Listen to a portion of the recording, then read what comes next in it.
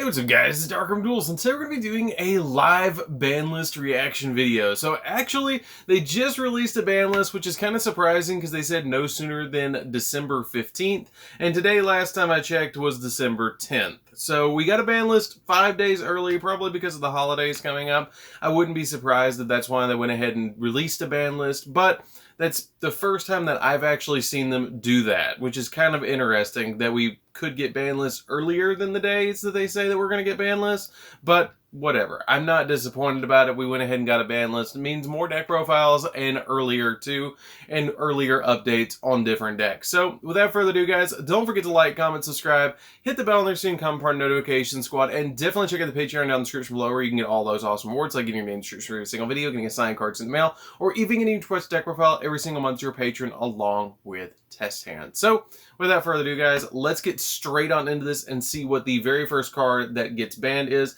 And I will go ahead. Oh, I already see a new, but I haven't seen it yet. But we got the ban list pulled up right here. We're going to go ahead and see what we get hit on this particular list.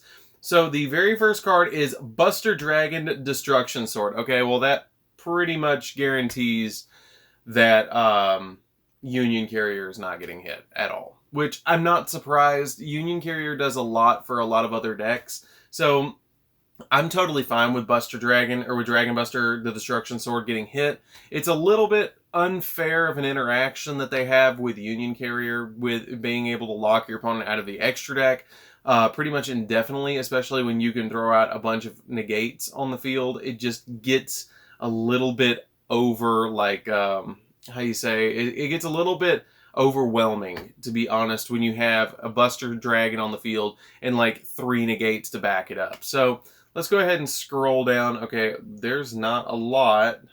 Okay, LINKROSS. LINKROSS getting banned. Okay, that needed to happen. That really did need to happen. LINKROSS being banned, that had to happen, to be honest. I see that they didn't ban Needle Fiber at all. That's not surprising. The Crystron, it was voted like the most popular card recently, or like within the last year or so. And so, like, I'm not surprised that they didn't ban Needle Fiber. There's no alternative really to Needle Fiber.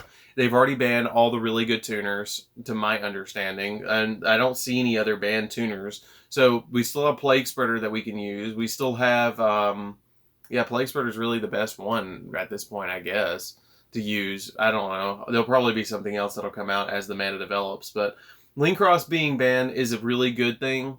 I don't see Metal Marcher being banned now. I don't see a lot of cards being banned because LINKROSS is banned. Everybody knew that LINKROSS was going to be banned because LINKROSS was kind of the problematic card that made Needle Fiber really bad, because you could go into Needle Fiber and then go into LINKROSS and get 2 tokens on your side of the field, and then use the tokens to go into Metal Marcher, and then finally go into, you could go into a copy of Metal Marcher, and then go into Herald of the Arclight or F.A. Dawn Dragster. I mean, there was just crazy plays all over the place with that card, so it really needed to be banned. It shouldn't have been created to begin with, especially with Needle Fiber. Then we scroll down, and there's one banned card, and it is Smoke Grenade at the Thief. Okay, that's not surprising. It's kind of like Gumblar, to be honest. It's kind of like Topologic Gumblar, ripping 3 or 4 cards out of your opponent's hand. That's not surprising that they actually banned that to me at all, because it needed to be hit. There was no reason not to hit it.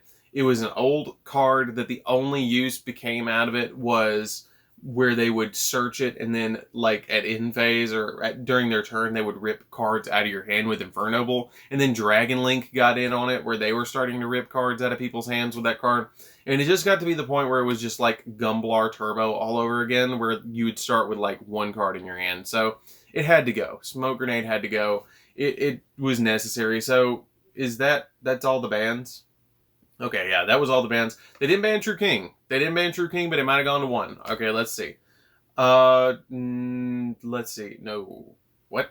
No limits? Okay. Push past your limits. Plus Ultra. They didn't limit anything at all. Nothing was limited. They banned 3 cards, but they didn't limit anything. Okay, well, we moved to the semi-limits then. Semi-limits, we have 1 semi-limit, and it is True King's Return. That one's kind of out of left field. I guess they're kind of, I I kind of like what Konami's doing recently, because they're taking old cards that could be, I mean, they used to do this, but they didn't do it for a while, from what I noticed. They're taking older cards like Seer and Graph, and they're putting them to 2, and they're cards that are 1 that are no longer broken, and they'll move them to 2, and then they'll move them to 3. So there's actually moves on the list. They don't just go from 1 to 3, 1 to 3. So they just skip the semi-limit, where the semi-limit is just totally irrelevant now. But I only see 2 cards on the semi-limit, so that tells me that we have a lot of cards that are unlimited now, because the last list we had like 5 or 6 cards that were on the semi-limit. And the semi-limit area is really becoming Destiny Hero Malicious's summer home. That's all it's becoming at this point, because he keeps going there and then coming back, and then going there and then coming back to 3. It just kind of depends on where he decides he wants to be for the winter. So let's go ahead and see. Okay, we have 5 cards that are unlimited, okay? We have Seer and Graph. You're welcome, Farfa. He was right. Full Power Dante, or Full Power Burning Abyss. We have Full Power Burning Abyss again, which is kind of cool. I'm excited for that. Now I don't have to, well, I don't know if I'll play PK Fire. I'm going to try and probably do a pure build, and I might do a PK Fire build too, but that's kind of cool that they did unlimit the Seer and Graph. Yugioh Mind August, I don't really think that should have moved, because, I mean, they moved, I think, the last one, and I guess that's not bad, because can you still do the hand loop? Can we really still do the hand loop? I don't know. ABC Buster Dragon and Totally Awesome, I think those were really bad preemptive hits for Master Rule 5 when the new Master Rule came out, and they just immediately hit Toad to 1 and hit ABC Buster Dragon to 1. I understand why they did it, but it was kind of one of those things that you didn't have to do it right off the bat, but I get it. So I think that's pretty much it. We had 3 ban cards. We had no limits, and then we had 1 semi-limit and 5 unlimits, where we had Seer, Graph, Yugioh, ABC, Toad. We had True King's Return come back to 2, which means nothing. Smoke Grenade got banned, which is good. LINKROSS got banned, and Buster Dragon got banned. Okay, those cards were cards that needed to be hit, like, last list. But hey, whatever. Better late than never. True King, the cards that I'm a little disappointed about, going over those really quickly. I would have loved to have seen Colossus go back to 1 next time. Orcust Harpor would have been really good as a 1-of, in my opinion, but a lot of cards would have had to move around to be able to bring that back to 1, because Bardige is at 1, and then that being at 1 is kind of weird, but I get it.